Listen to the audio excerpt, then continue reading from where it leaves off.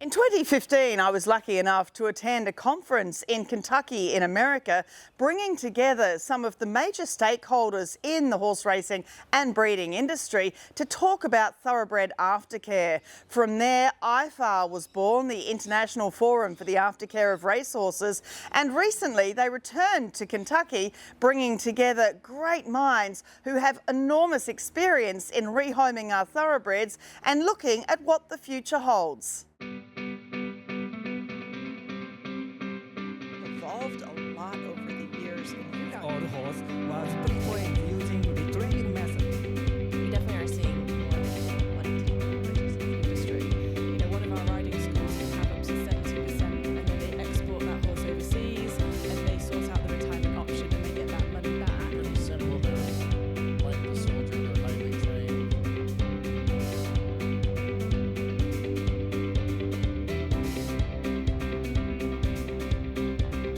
I'm pleased to say that Ifar has been and continues to be successful.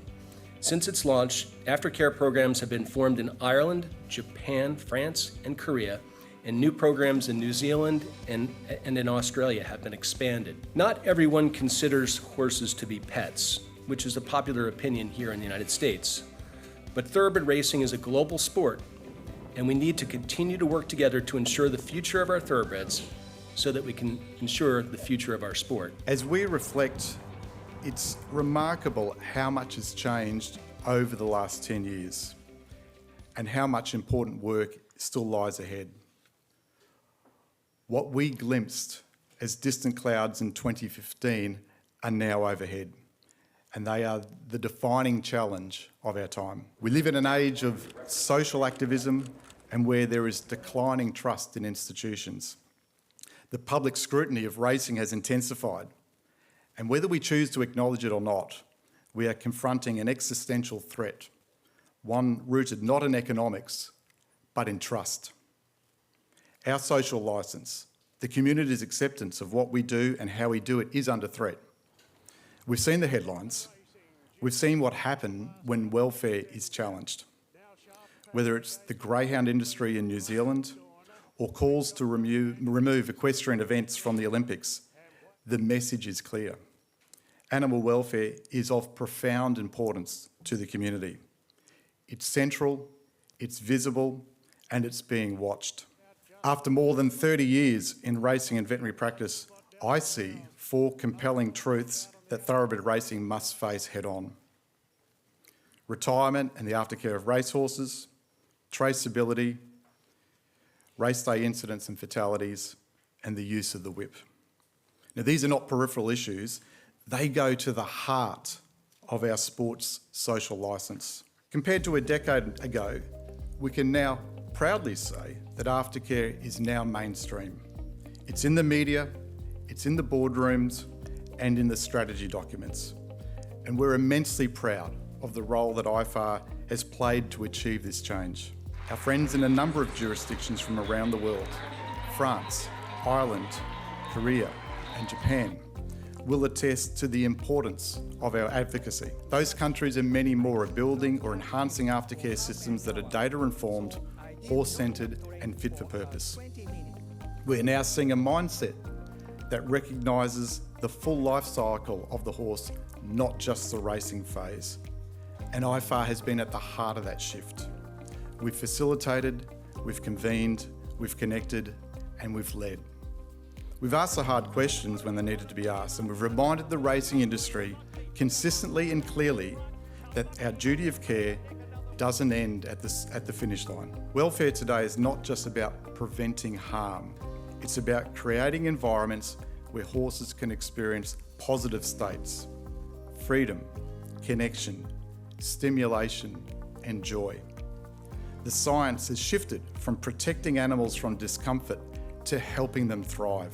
That means integrating evidence-based welfare benchmarks into our breeding decisions, our facility design, our stable management, and our training practices. It means designing tracks and stabling with the horse's natural behaviours in mind.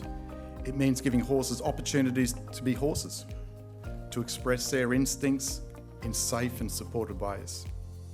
Horses thrive with routine, social bonds, and enrichment and the science supports that.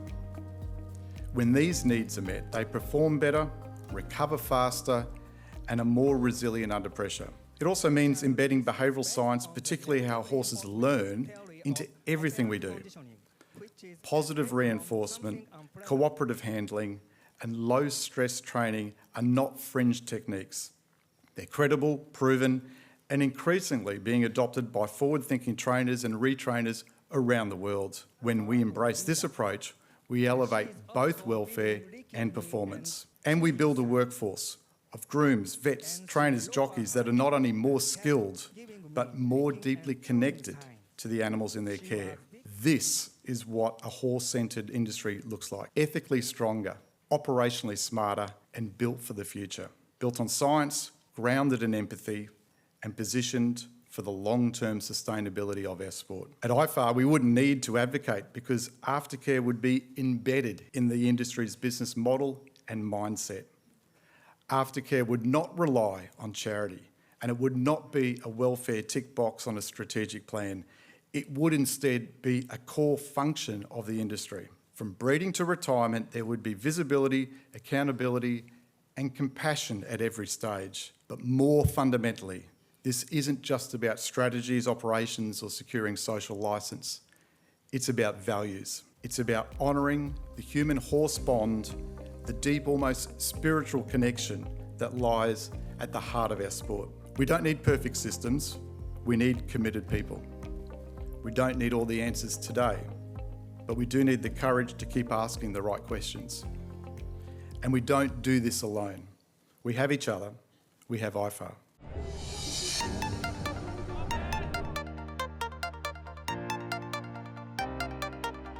The Queensland Off the Track program is a multifaceted program, and we've launched 9 major initiatives to date, and one of those is our premium event partnerships.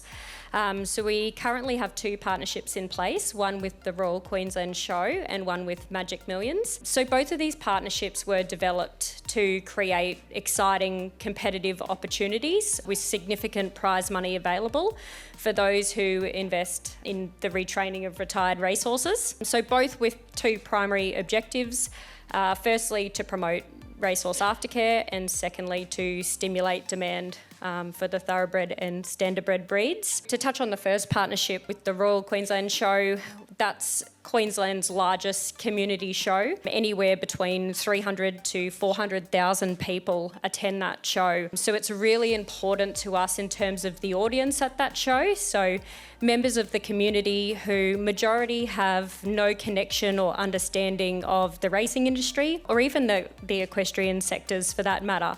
So showcasing aftercare to that audience is really important to us. Magic Millions have provided us with a platform that we couldn't even dream of achieving on our own. Our event is run during the January Magic Millions Summer Racing Carnivals, so all of the biggest names in racing are there and they attend this event. But also to touch on ambassadors as well, that's something that Magic Millions brings to this event. So, for example, we have Zara Tindall, member of the British royal family and former Olympian, compete every year in this event as a celebrity exhibition rider on a retired racehorse to raise awareness of the versatility of the breed. We have actor Chris Hemsworth, his wife Elsa Pataki is an ambassador for the show jumping day. Famous footballers, you name it, they're there.